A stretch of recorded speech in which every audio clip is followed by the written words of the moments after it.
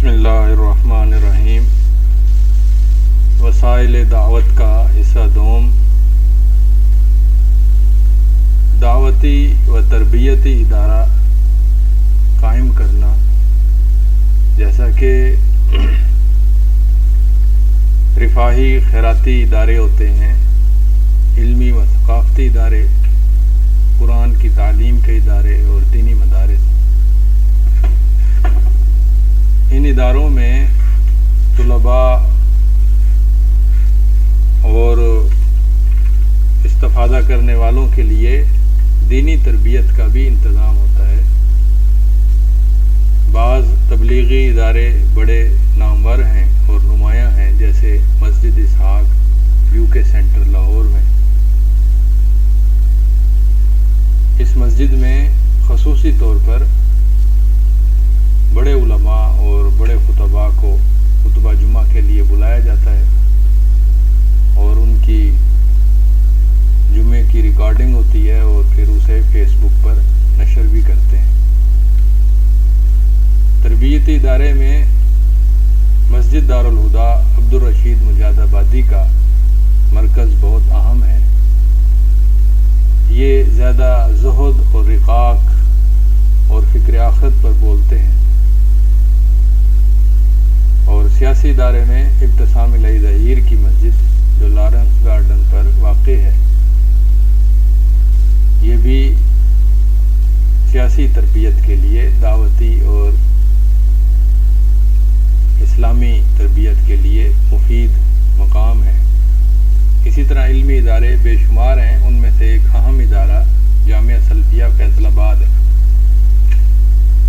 تو علماء سے وابستگی اور علمی ادارے سے وابستگی کی ایک مثال جامعہ سلفیہ فیصل آباد ہے۔ مجلس مذاکرہ ڈسکشن پینل، اس کا طریقہ کار یہ ہوتا ہے کہ ایک موضوع کو حل کرنے کے لیے بہت سارے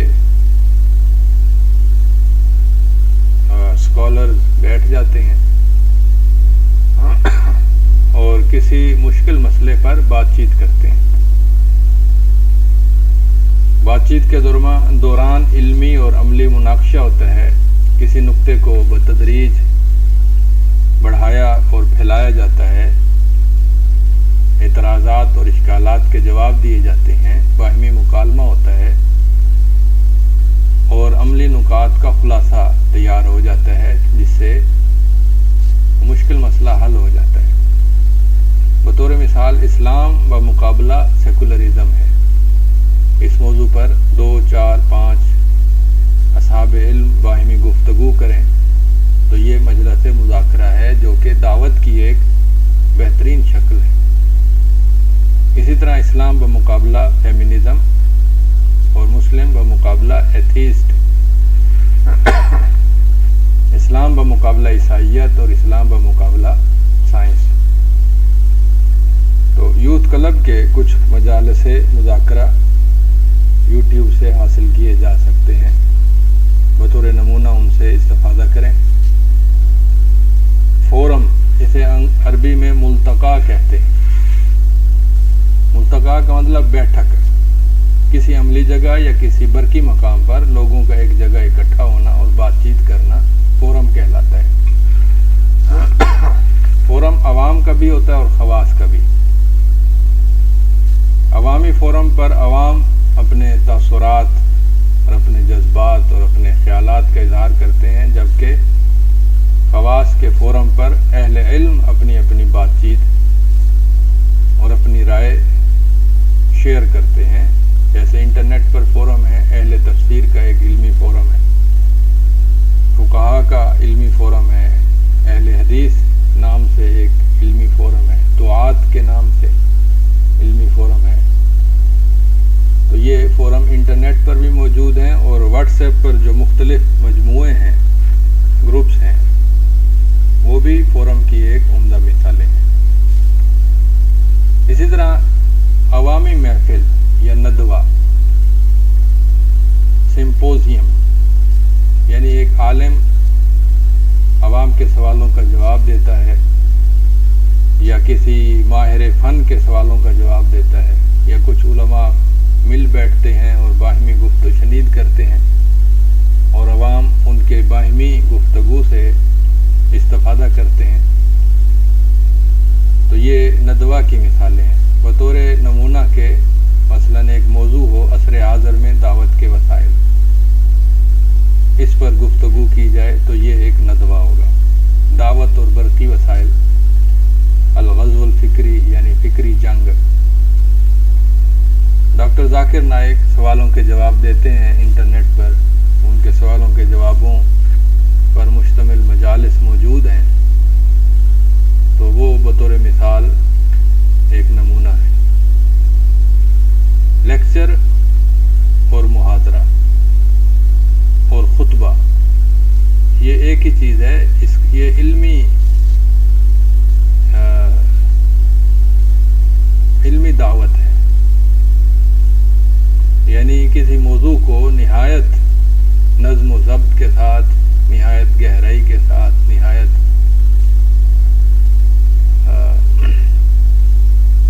منظم انداز میں پیش کیا جائے تو یہ لیکچر ہے۔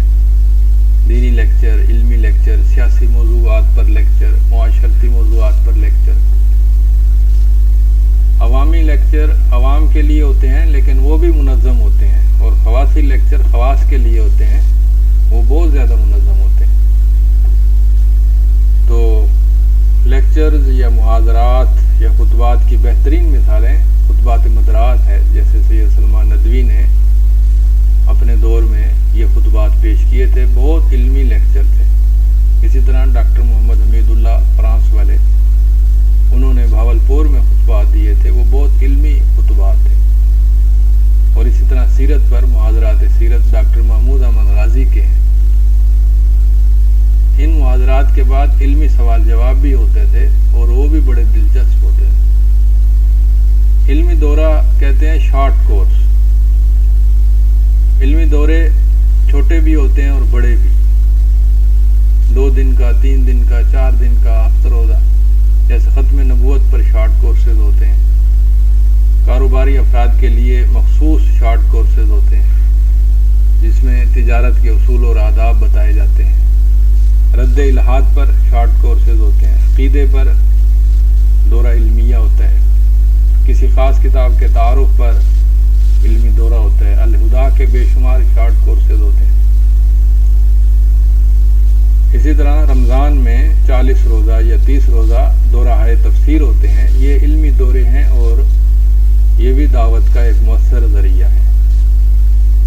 تعلیمی مقابلے بھی دعوت کا ذریعہ ہے، جیسے نبی صلی اللہ علیہ وسلم خود مقابلہ کراتے۔ آپ نے فرمایا، مجھے بتاؤ کہ ایک درخت ہے جس کا پتا نہیں گرتا، سارا سال اس کے پتے کھڑے رہتے ہیں۔ صحابہ کرام بڑے حیران ہوئے اور سوچتے رہے۔ آخر انہوں نے کہا، جی ہم نہیں جانتے۔ آپ نے فرمایا کہ وہ کھجور کا درخت ہے۔ تو مقابلے کرانا یہ بھی دعوت کا ایک اسلوب ہے، وسیلہ ہے۔ حفظ قرآن کے مقابلے، حفظ حدیث کے، حفظ متون کے، دینی معلومات کے۔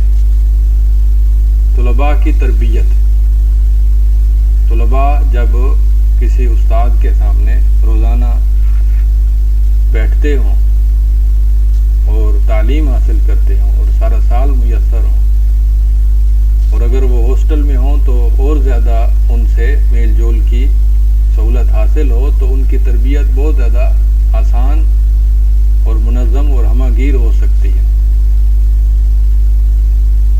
کیونکہ طلباء کی تربیت میں علمی تربیت کے ساتھ ساتھ مذہبی تربیت، دعوتی تربیت، عسکری تربیت، انتظامی تربیت اور قیادتی تربیت ممکن ہے۔ فرد واحد کرے تو یہ بھی ٹھیک ہے، اور چند اساتذہ مل کر ایک منظم اور ہمہ گیر تربیت کریں تو یہ بھی بہت مفید ہے۔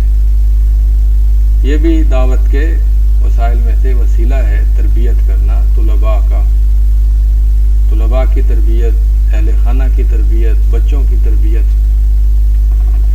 تو یہ ہماری دوسری ویڈیو تھی جو وسائل دعوت پر مشتمل تھی۔ اس کے بعد ہم تیسری ویڈیو آپ کے سامنے پیش کریں گے۔